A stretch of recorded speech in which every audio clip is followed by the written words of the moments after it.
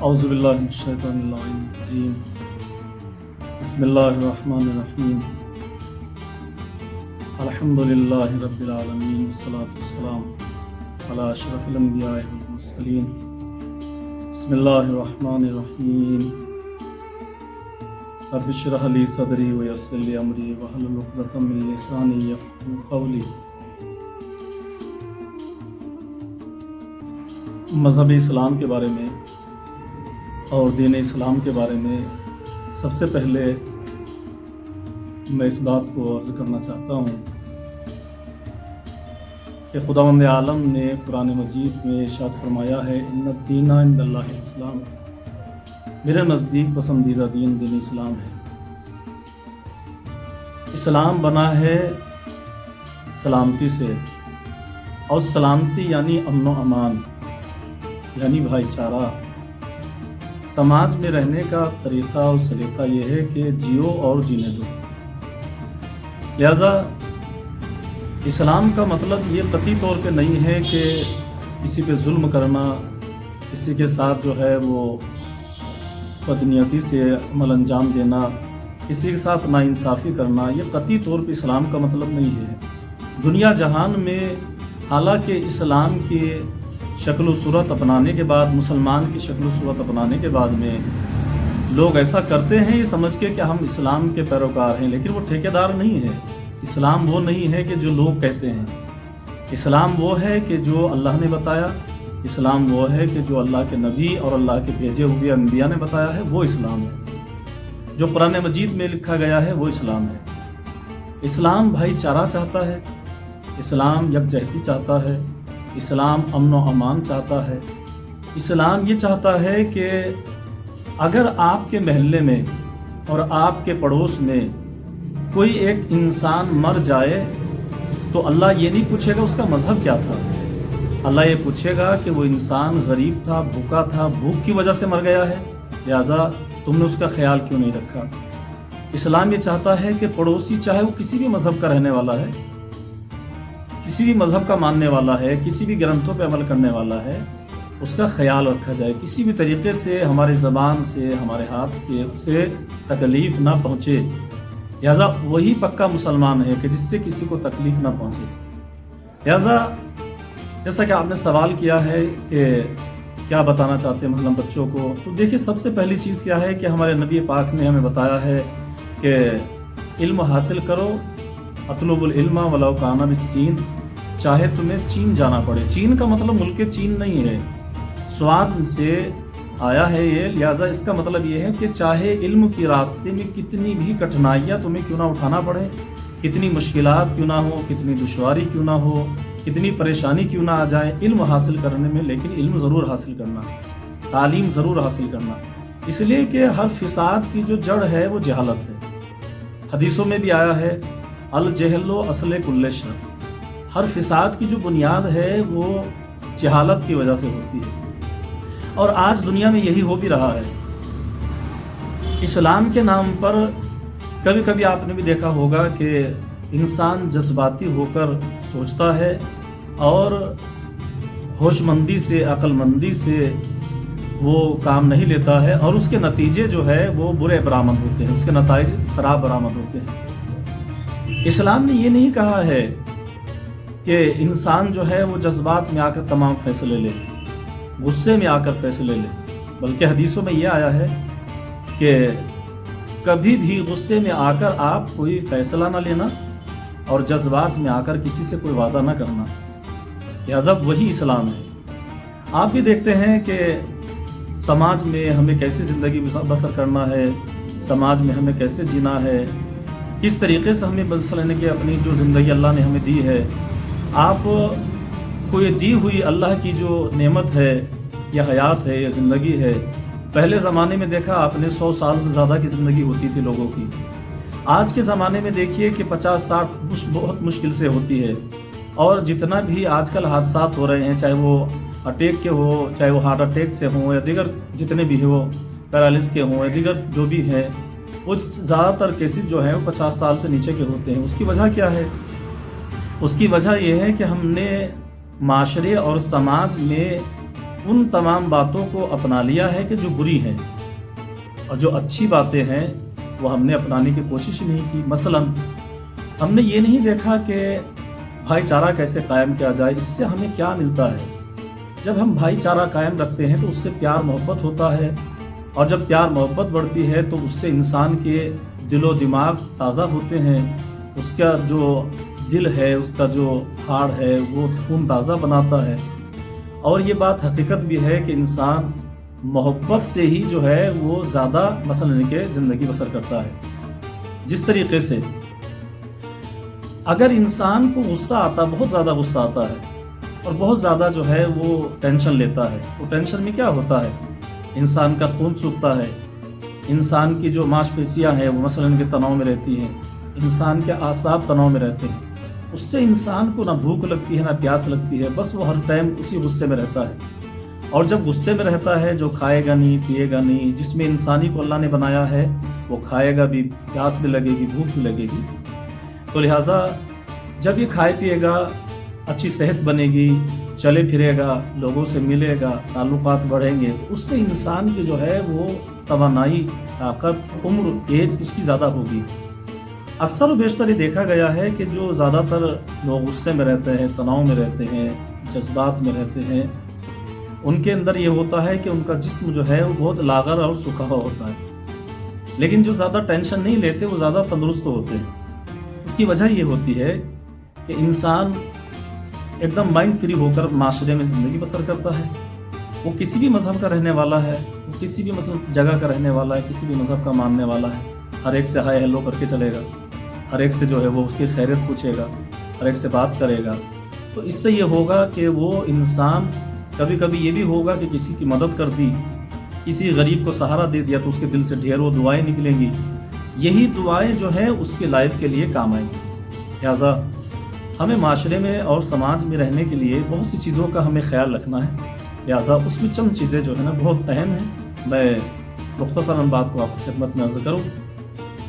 देखिए, ज़्यादातर हम इस्लाम के नाम पर नमाज, रोज़ा, हज, ज़कात ये वगैरह सारी चीज़ें लेते हैं। देखिए, हर मज़हब में, चाहे वो कोई भी मज़हब है, हिंदू है, मुस्लिम है, सिख है, ईसाई है, कोई भी मज़हब है, किसी भी जगह का वो रहने वाला है, किसी भी मज़हब का पालने वाला है, उसे उसका मज़हब बहुत अजीज़ होता है, बहुत प्यारा होता है, और होना भी चाहिए। हर इंसान को अपने मज़हब से मोहब्बत रखना चाहिए, हर इंसान को अपने मज़हब के बारे में मालूमात हासिल करना चाहिए, उसकी कदर करना चाहिए, उस पर अमल भी करना चाहिए, और जब वक्त पड़े तो उस पर उसका दिफा और उसका जो है उसके ख़िलाफ़ अगर कोई बात हो रही है तो उस पर खुद खामोश ना रहे, बल्कि उसका दिफा भी करे। तो ये बहुत अच्छी चीज़ है। लेकिन उसके ही साथ साथ एक तो इस्लाम ने हमें ये सिखाया है कि हम किसी को भी, चाहे वो किसी भी मज़हब का मानने वाला है, हम उसको बुरा भला नहीं कह सकते। हर इंसान को अपना मज़हब प्यारा है, और हमारे बुज़ुर्ग मराज इज़ाम रहबर मुअज़्ज़म सैयद अली ख़ामनई साहिब ज़िल्ला, मरजा तक़लीद सैयद अली साहिब ज़िल्ला ने भी हमें बताया है कि तमाम मज़ाहिब के मुक़द्दसात का एहतराम करना चाहिए। हर मज़हब के त्योहारों का जो है, ये अलग बात है कि हम उस त्यौहार के अंदर जो चीज़ें होती हैं, हर इंसान उसका मानने वाला होता है, जो पैरोकार होता है, उस पर अमल ना करे। यानी जिस तरीके से मिसाल के तौर पर अभी दिवाली गुजरी है, हिंदू भाई जो है वो पूजा पाठ करते हैं, आरती करते हैं।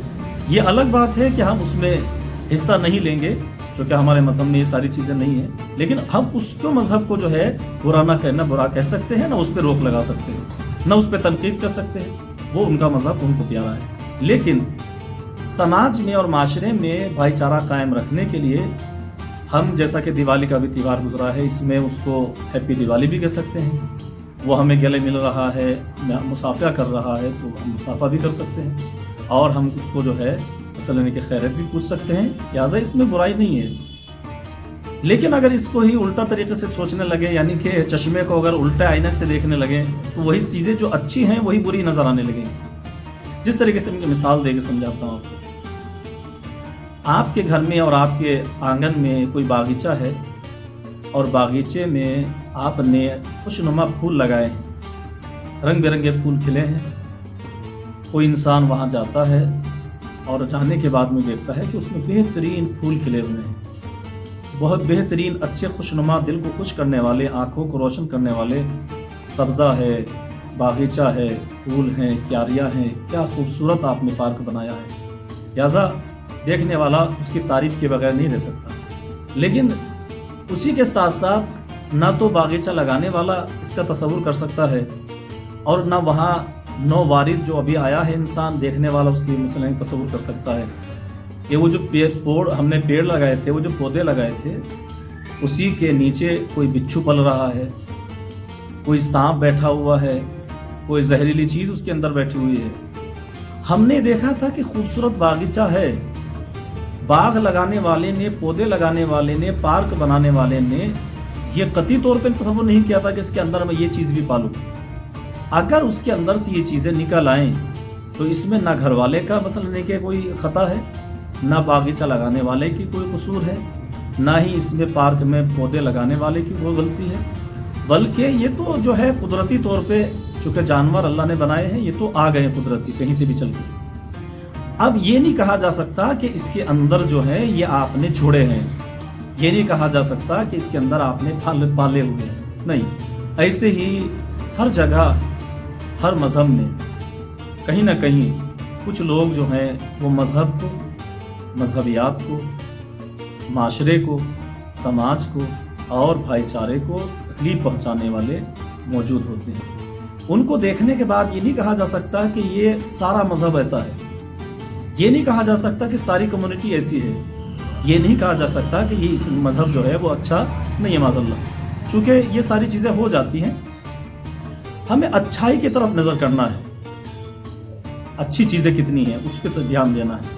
اب دیکھیے مسلمان حج کرنے کے لیے جاتے ہیں، اور جب حج کرنے کے لیے جاتے ہیں سارے مسلمانوں کے یہاں پر ہے، جو بھی اللہ کے نبی کا کلمہ پڑھنے والا ہے، جو بھی اللہ اور اللہ کی کتاب اور اس کے بھیجے ہوئے نمائندوں کی اوپر یقین کامل رکھتا ہے، ان سب کا عقیدہ ہے کہ وہاں پر ہم ایک کبوتر کو اڑا بھی نہیں سکتے۔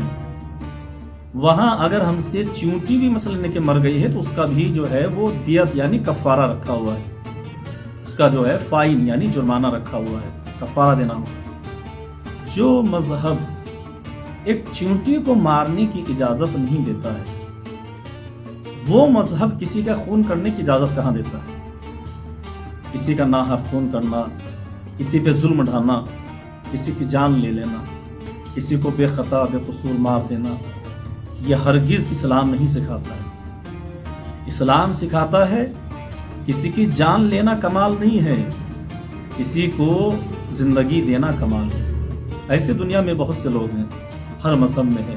میں نے دیکھا کہ گجرات میں چونکہ کافی دوروں کے لیے گجرات، ناگپور، مہاراشٹر، بہار، یہاں وہاں میں سب جاتا رہتا ہوں پروگراموں کے سلسلے میں، تو میں نے دیکھا کہ وہاں پر کچھ لوگ بہت ہی اچھے اور بہت ہی نیک طبیعت کے لوگ کہ جو انسانیت نواز لوگ ہیں، انسانوں سے محبت کرتے ہیں۔ وہ یہ نہیں دیکھتے کہ اس کا مذہب کیا ہے، وہ یہ نہیں دیکھتے اس کا عقیدہ کیا ہے، وہ یہ نہیں دیکھتے کہ اس کا نظریہ کیا ہے، وہ یہ دیکھتے ہیں کہ یہ انسان ہے، اور اگر ان کی کسی طریقے سے ان سے مدد ہو سکتی ہے تو وہ پوری کوشش کرتے ہیں ان کی مدد کرنے کی۔ یہی اسلام بتاتا ہے۔ ہم یہ نہ دیکھیں مدد کرتے وقت، یہ نہ دیکھیں کہ اس کی ذات کیا ہے، اس کا عقیدہ کیا ہے، اس کا مذہب کیا ہے، ہم یہ دیکھیں کہ یہ ایک انسان ہے۔ چونکہ انسان کی خدمت کرنا ہی سب سے بڑا جو ہے ثواب کا کام ہے، پنے کا کام ہے، اجر کا کام ہے۔ اللہ نے انسان بنایا ہے، شیطان تو نہیں بنایا۔ اپنی حرکتوں سے جو ہے وہ انسان شیطان ہو جاتا ہے، ایسا اسلام نہیں بتاتا ہے۔ اب دیکھیے نماز پڑھتے ہیں، جیسا کہ آپ نے بھی سوال کیا، نماز مثلا نماز عبادت کے طور پہ انجام دیتے ہیں، واجب ہے، اسلام نے واجب قرار دی ہے۔ اسی کے ساتھ ساتھ نماز پڑھنے کا معاملہ یہ نہیں ہے کہ ہم صرف نماز پڑھیں، نماز کا معاملہ یہ ہے کہ تقاضۂ نماز کو بھی پورا کریں۔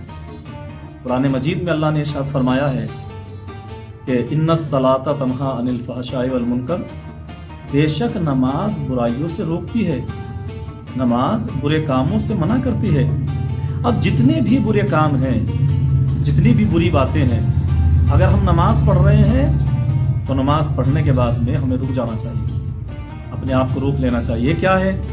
نماز پڑھ رہے ہیں، کسی کو قتل کر رہے ہیں، نماز پڑھ رہے ہیں، اپنے بھائی کا حق نہیں دے رہے، نماز پڑھ رہے ہیں، اپنے ماں باپ کی قدر نہیں کر رہے، نماز پڑھ رہے ہیں، اخلاق ہمارے اندر نہیں، کردار ہمارے اندر نہیں، اللہ کے نبی کی تعلیم ہمارے اندر نہیں ہے، اسلام کی تعلیم ہمارے اندر نہیں ہے۔ نماز کا مطلب یہ نہیں ہے، نماز یہ بتاتی ہے کہ اگر ہمارے اوپر کسی کا قرضہ ہے اور قرضہ مانگنے والا مسجد کے دروازے پر کھڑا ہوا ہے اور میں نماز پڑھنے کے لیے مسجد میں جا رہا ہوں اور وہ مجھ سے قرضہ مانگ رہا ہے، لہٰذا اب نماز یہ کہتی ہے کہ پہلے اس کا قرضہ ادا کرو اور بعد میں نماز پڑھو۔ یہ نہیں ہے کہ آپ یہاں کھڑے رہو، میں ابھی آتا ہوں، آ کے آپ کا قرضہ دوں گا، معاذ اللہ، ایسا نہیں ہے۔ نماز دیکھیے، نماز کا تقاضا یہ ہے، نماز یہ بتاتی ہے کہ انسان کا اخلاق اچھا ہونا چاہیے۔ نماز اگر پڑھ رہے ہیں تو اس کے اندر تبدیلی، چینجنگ آنا چاہیے۔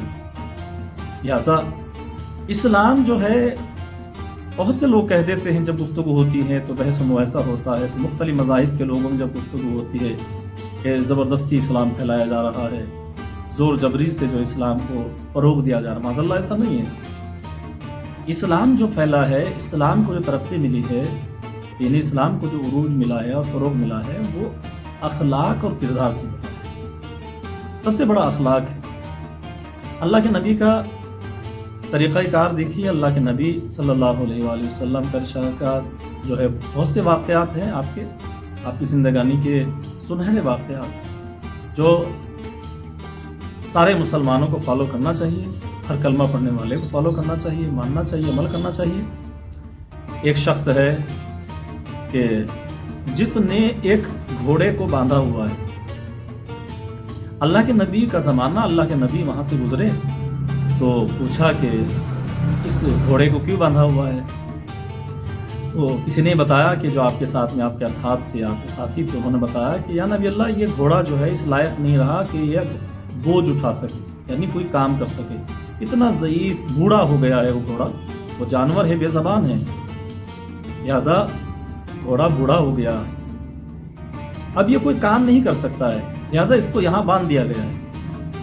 اللہ کے نبی نے ایک مرتبہ اس کو مخاطب کر کے بتایا، کہا اگر یہ بوڑھا ہو گیا ہے اور کوئی کام نہیں کر سکتا ہے تو اس کا مطلب یہ نہیں ہے کہ آپ اسے ایک جگہ پر قید کر کے رکھیں، اسے باندھ دیں اور اسے اس کے حال پہ مثلا نہیں کہ بھوکا پیاسا جو ہے نا اس کو اپنے باندھ کے رکھیں، نہیں، ایسا نہیں ہے۔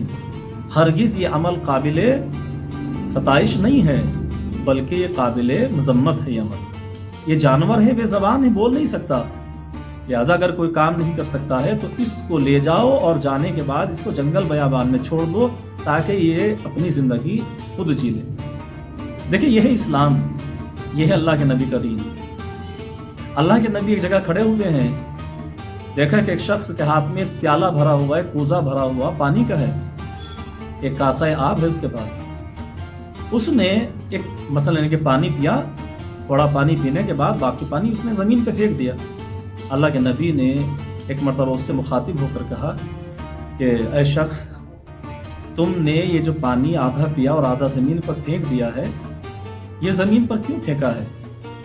کہا یا نبی اللہ، دنیا میں اتنا پانی ہے، بے پناہ پانی ہے، پانی کی کمی نہیں ہے، لہٰذا اسے کوئی پینے والا بھی نہیں تھا، مجھے ضرورت بھی نہیں تھی، اس لیے میں نے اس کو اضافی پانی تھا زمین پہ پھینک دیا ہے۔ اللہ کے نبی نے فرمایا، کہا اگر تم اس پانی کو زمین پر نہ پھینکتے اور کسی ندی کے پانی میں اس کو ملا دیتے تو وہاں اضافہ نہ ہوتا، لیکن یہ پانی ضائع ہونے سے بچ جاتا۔ تو دیکھیے، ہم معاشرے میں زندگی بسر کرتے ہیں، سماج میں زندگی بسر کرتے ہیں، ہمارے یہاں پانی وافی طریقے سے، بہت اچھے طریقے سے آتا ہے، مثلا ہمارے یہاں سارے وسائل ہیں، تمام فیسلٹیز ہمارے پاس موجود ہیں، ہینڈ پمپ بھی ہے، سمرسیبل بھی ہے، وغیرہ ساری چیزیں ہیں۔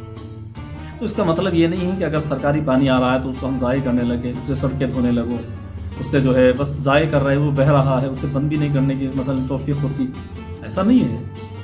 ان علاقوں میں دیکھے، میں نے دیکھا راجستھان میں گیا تو میں نے وہاں کچھ علاقوں میں دیکھا، گجرات میں نے کچھ علاقوں میں دیکھا کہ 2-2, 3-3 کلومیٹر تک لوگ جو ہے وہ پانی لینے کے لیے ندی میں جاتے ہیں، اور کیسی مشقتوں کے ساتھ پانی، اب تو سرکاروں نے وہاں پانی فراہم کر دیا، ویسے ذرائع پیدا کر دیے ہیں، لیکن دیکھنے میں آتا ہے کہ پانی کے لیے کس قدر مخلوق پروردگار جو ہے پریشان رہتی ہے. تو اسی لیے جو ہے اللہ کی دی ہوئی نعمتوں کی ہمیں قدر کرنا چاہیے، چاہے وہ پانی ہو، کھانا ہو، دیگر نعمات ہو. انسان کو زندگی دی ہے، وہ فضولیات میں نہ بسر کرے، بلکہ اس کو اچھے کاموں میں بسر کرے، کسی کی سیوا کرے، کسی کی خدمت کرے، اپنے بزرگوں کی خدمت کرے، اپنے والدین کی خدمت کرے، اپنے گھر میں جتنے افراد ہیں، خاندان قبیلے کے لوگ، پڑوسی ہیں، پڑوسی یہ نہ دیکھے کہ وہ کون ہے کیا ہے، بلکہ اس کی خوشیوں میں ہم خوش رہیں اور اس کے غم میں ہم شریک ہوں. یہی انسانیت ہے اور یہی اسلام کا پیغام ہے.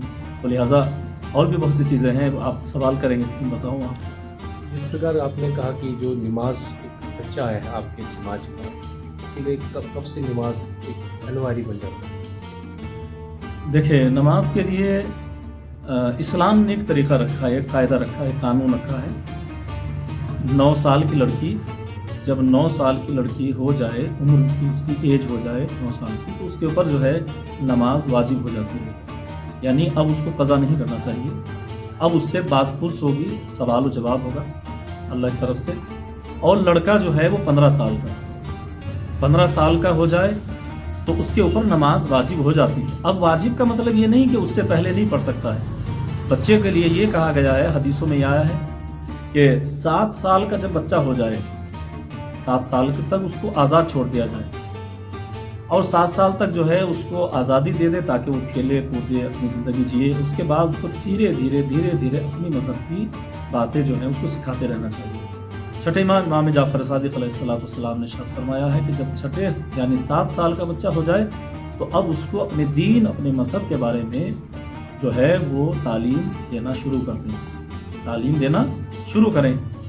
اور دوسری حدیث میں ارشاد فرمایا ہے کہ اس سے پہلے کہ تمہارے بچوں کے دل و دماغ میں کوئی غلط بات ڈالے، کوئی غلط شے اس کے اندر فٹ کر دے، اس لیے کہ بچے کا جو ذہن ہے وہ کورے کاغذ کی طرح ہوتا ہے، اس کے اوپر آپ جو لکھ دیں گے وہ لکھا جائے گا. ہم نے بھی، آپ نے بھی دیکھا کہ ہماری گھر کے مثلا کہ مائیں بہنیں، گھر کے بزرگ ہمیں بچپنے میں جو قریب میں بٹھا کے سکھاتے تھے وہ ہمیں آج تک یاد ہے اور انسان اس کو ہمیشہ یاد رکھتا ہے. لیکن وہی چیز اگر ہم آج یاد کرنا چاہیں اس کے لیے یاد تو ہو جاتا ہے لیکن بہت مشکل آتی ہے. تو لہٰذا امام نے فرمایا ہے کہ اس سے پہلے کہ تمہارے بچوں کے ذہنوں میں کوئی غلط بات ڈالے، دین کے خلاف، تمہارے مذہب کے خلاف بات ڈالے، اس کے ذہن میں اچھی باتیں، ہمارا علم، ہمارے اچھی باتیں، دین کی باتیں جو ہیں اس کے اندر جو ہے وہ ڈالنا شروع کریں. اس لیے کہ شروع سے ہی جو ہے وہ بنیاد اچھی رکھیں گے تو ظاہر سی بات ہے کہ پوری بلڈنگ جو ہے اس کے اوپر اچھی مثلا کہ تعمیر ہوگی. جب بنیاد ہی ٹیڑھی ہوگی تو اس کے اوپر بلڈنگ اوپر تک جو ہے جاتی جائے گی تو وہ ٹیڑھی ہی رہے گی. اسی لیے ضروری ہے کہ 15 سال میں تو واجب ہو جاتا ہے، لیکن ایسا نہیں ہے کہ بچہ جو ہے وہ 7 سال کا ہے یا 8 سال کا یا 10 سال کا ہے تو اس کو نماز نہیں پڑھنا چاہیے. پڑھ سکتا ہے، مگر اس کے لیے یہ ہے کہ اس سے جواب طلبی نہیں ہوگی، یعنی اس پہ واجب نہیں ہے، یعنی اس سے سوال و جواب نہیں ہوگا. پڑھے گا تو اس کا ثواب اس کے والدین کو ملے گا. روزہ رکھے گا 15 سال سے پہلے واجب نہیں ہے تو لہٰذا جو ہے رکھے گا، اس کے والدین کو اس کا ثواب ملے گا. اسی طریقے سے بیٹی ہے 9 سال کی مثلا نکلے تو واجب ہو جاتا ہے. قرآن مجید میں بھی ہے کہ تکلیف جو ہے وہ اس کے وسعت کے برابر دی گئی ہے. لا تکلف اللہ نفسا الا وسعها. مکلف جب ہو جائے، تکلیف اٹھانے کے لائق جب ہو جائے تب اس کے اوپر بوجھ ڈالا جاتا ہے.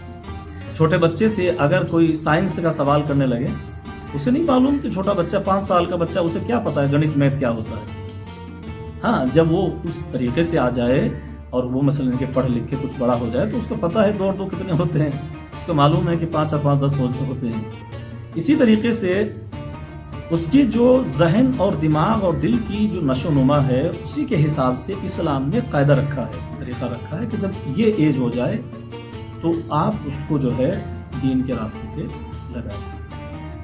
سر، جاتے جاتے آپ سماج کے لیے کیا سندیش دینا چاہیں گے کہ آج جو کووڈ پھر سے ایک بار جموں کشمیر میں آہٹ ہے اس کی، کیا سماج کے لیے کیا میسیج ہے؟ دیکھیں، بیماریاں جو ہیں وہ تو آتی جاتی رہتی ہیں. ابھی کووڈ کا جیسے سارے ملک نے مل کے مقابلہ کیا اور हुकूमती जो गाइडलाइंस थी उनके ऊपर अमल करके अपने मुल्क को, और मैंने ये देखा है कि बहुत अच्छी बात जो हमारे हिंदुस्तान में, बाकी हमारे दूसरे मुल्कों से लेना देना नहीं है, जो वहाँ हो रहा वो होने दो।